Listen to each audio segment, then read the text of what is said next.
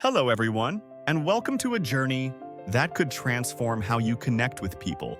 Today, we're exploring one of the most powerful questions. How can I win friends and change myself?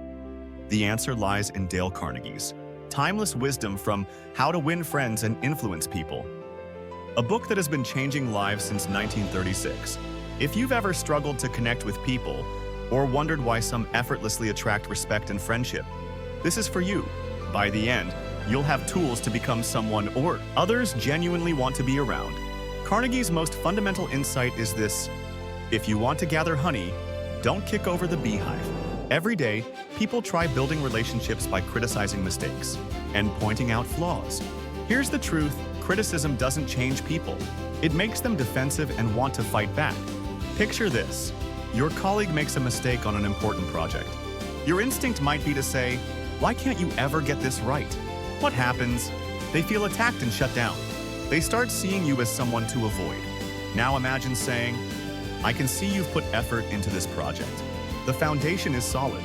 If we adjust this section, it'll be exactly what we need." Feel the difference? One approach destroys trust. The other builds it while addressing the problem. This isn't about being fake. It's about understanding human psychology. People crave appreciation, not criticism. When you give genuine appreciation, you trigger dopamine release, making people want to repeat positive behaviors. That's why sincere compliments inspire more change than countless complaints. But appreciation alone isn't enough. How do you get people to genuinely like you?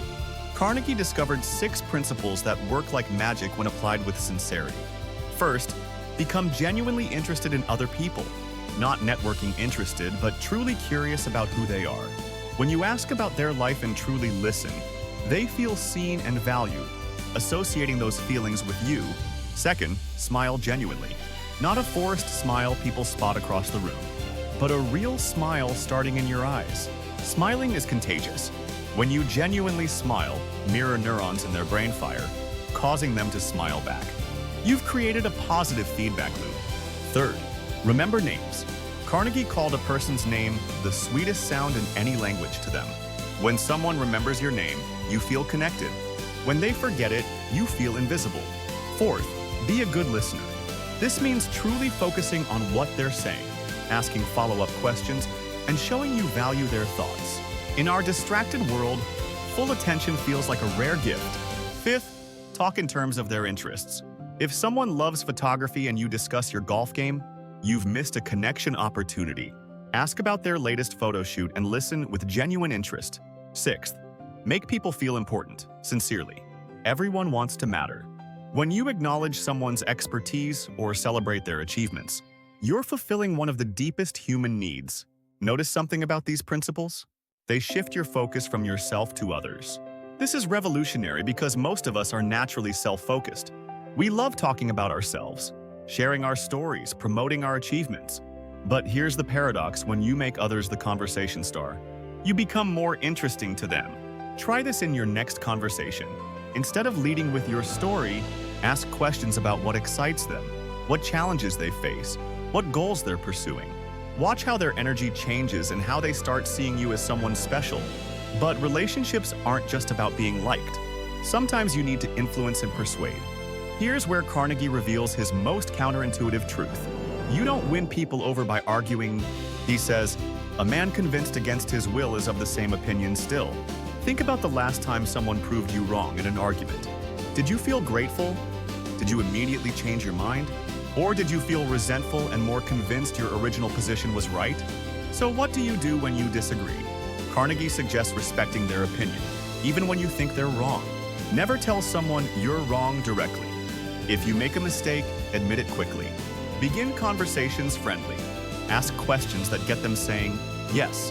Let them do most talking. And here's the genius part: let them feel like the good idea was theirs. Here's an example. You're planning a vacation with a friend. You want mountains, they want beach. You could argue about each option's merits. But what if you said, "I want us to go somewhere you'll really love. Tell me what kind of vacation makes you feel most relaxed." Suddenly, it transforms from debate to collaboration. Your partner's solving a problem together. This approach works because people support what they help create.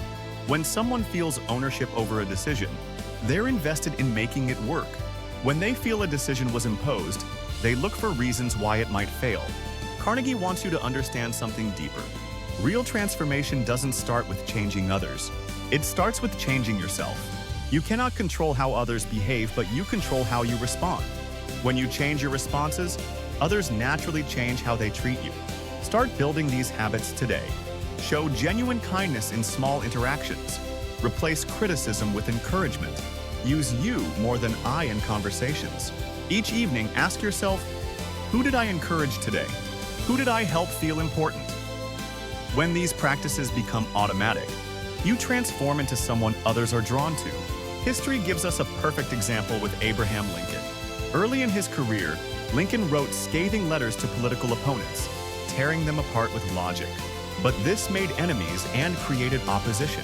Then Lincoln changed his approach. He practiced empathy, understanding, and diplomacy. Instead of attacking opponents, he tried understanding their perspectives. This shift helped him hold together a nation torn by civil war and led to his place as one of America's greatest leaders. The lesson? Small changes in how you treat people create massive ripple effects. The colleague you encourage instead of criticize might achieve something great.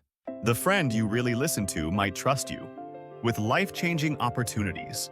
The stranger you smile at might become a lifelong connection. So, let's bring this together. Winning friends and changing yourself isn't about manipulation. It's about becoming your best self. Stop criticizing and start appreciating. Show genuine interest. Smile more. Listen deeply. Respect different opinions. Avoid unnecessary arguments. Focus on changing yourself first, because that's where your real power lies. Carnegie put it perfectly, the only way to get the best of an argument is to avoid it. And remember this powerful truth. The person who can do this has the whole world with him. Here's your challenge. This week, choose one of Carnegie's principles and practice it daily. Maybe it's giving genuine compliments. Maybe it's really listening instead of planning what you'll say next. Maybe it's smiling at everyone you meet. Whatever you choose, commit to 7 full days. I guarantee you'll be amazed by the results. People will respond differently. Conversations will feel easier. You'll attract the connections you've always wanted. Most importantly, you'll start believing you really can be someone others want to be around. The power to transform your relationships is in your hands. These principles work, proven by millions of readers over nearly a century. The question is whether you're ready to put them into practice. Your journey to better relationships starts today. Your transformation begins now. The person you've always wanted to be is waiting for you to take the first step. What will that step be? Like, subscribe, and hit the bell to stay with us.